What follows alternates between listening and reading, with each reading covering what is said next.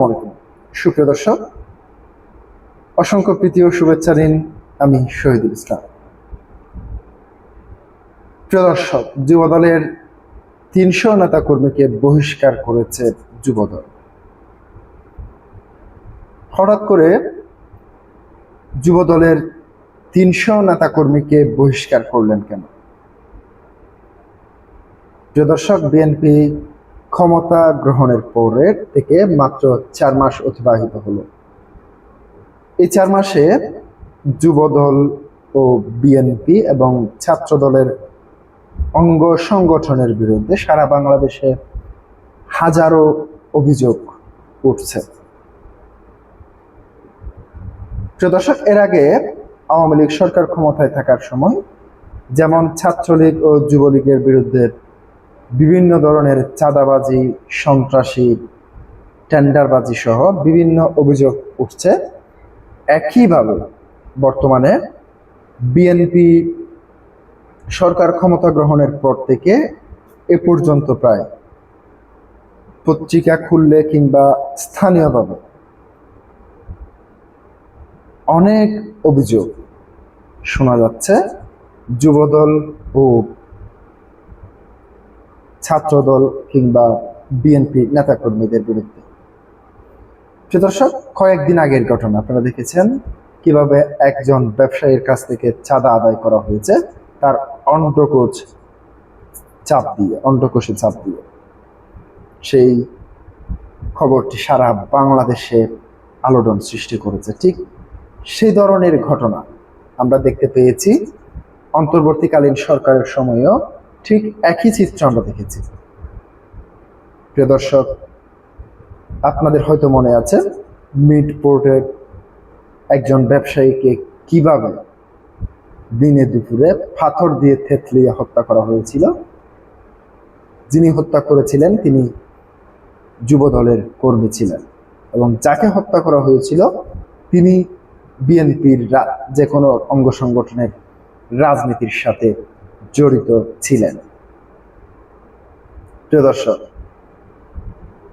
এরকম হাজার হাজার অভিযোগ যুবদল, ছাত্রদল কিংবা বিএনপির অঙ্গ সংগঠনের নেতাকর্মীদের বিরুদ্ধে চাঁদাবাজি, টেন্ডারবাজি এবং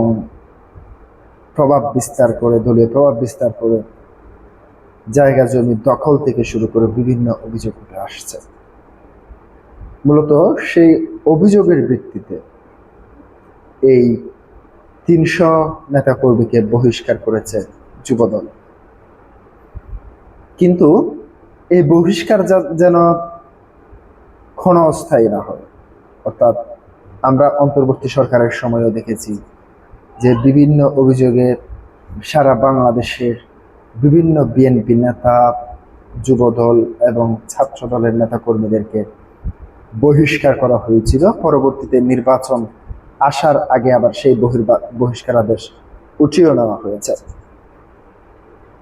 এবারও কি ঠিক একই ধরনের কর্মকাণ্ড ঘটবে? তাদেরকে বহিষ্কার করার পর আবার কয়েকদিন পর আবারও তাদেরকে যখন যে বিষয়ে অভিযোগ উঠেছে সেটি যখন আস্তে ধীরে লোকচক্ষুর আড়ালে চলে যাবে, তাদেরকে আবার নতুন করে পদে ঢুকিয়ে দিবে? সেটি কি ঘটবে? আমার মতে যারা এই ধরনের অভিযোগে অভিযুক্ত হয়েছেন তাদেরকে আর কখনোই যুবদল বলেন, ছাত্রদল বলেন, এমনকি মূল বিএনপিতেও যাতে তাদের আর কখনো ঠাঁই না হয়। আমরা দেখতে পেয়েছি আওয়ামী লীগের ১৭ বছর ক্ষমতার সময় যেভাবে যুবদল কিংবা ছাত্রলীগের কিছু বাহিনী যেভাবে বেপরোয়া হয়ে উঠেছিল, এবার বিএনপি মধ্যেও কি যুবদল কিংবা ছাত্রদলের কিছু স্বার্থান্বেষী মহল ক্ষমতার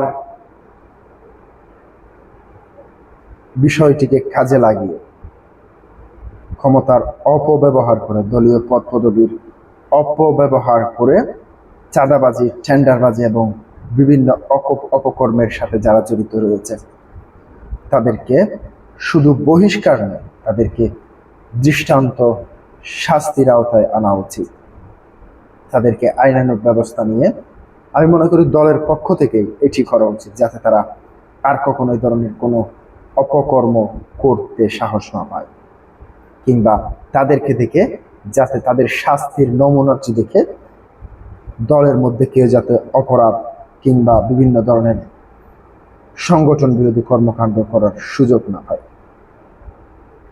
প্রিয় দর্শক, কি বলছেন যুবলীগ সভাপতি সে বিষয়টি আপনাদের সামনে একটু তুলে ধরছি। সংগঠনের আদর্শ পরিপন্থী কর্মকাণ্ডের জন্য ইতিহাসের মধ্যে ইতিমধ্যে সারা দেশে প্রায় 300 নেতা কর্মীকে বহিষ্কার করা হয়েছে বলে জানিয়েছে জাতীয়তাবাদী যুব দলের সভাপতি আব্দুল মোনায়েম মুন্না। তিনি বলেন, সংগঠনের সুনাম ও আদর্শ রক্ষায় অনেকের বিরুদ্ধে থানায় ফৌজদারি মামলাও করা হয়েছে। আবার অধিকতর তদন্তের পর কয়েকজনের বিরুদ্ধে নেওয়া সাংগঠনিক শাস্তিও প্রত্যাহার করা হয়েছে। আজ বুধবার দুপুরে রাজধানীর পল্টনের একটি হোটেলে আয়োজিত এক সংবাদ সম্মেলনে লিখিত বক্তব্যে আব্দুল মোনায়েম মুন্না এ তথ্য জানান। সমসাময়িক রাজনীতি এবং আগামী দিনের কর্মপরিকল্পনা তুলে ধরতে এই সংবাদ সম্মেলনের আয়োজন করা হয়। আলোচিত কিছু ঘটনার দোষীদের বিরুদ্ধে দ্রুত আইনগত ব্যবস্থা নেওয়ার জন্য আইন শৃঙ্খলা রক্ষাকারী বাহিনীকে প্রতি আহ্বান জানানো হয়েছে।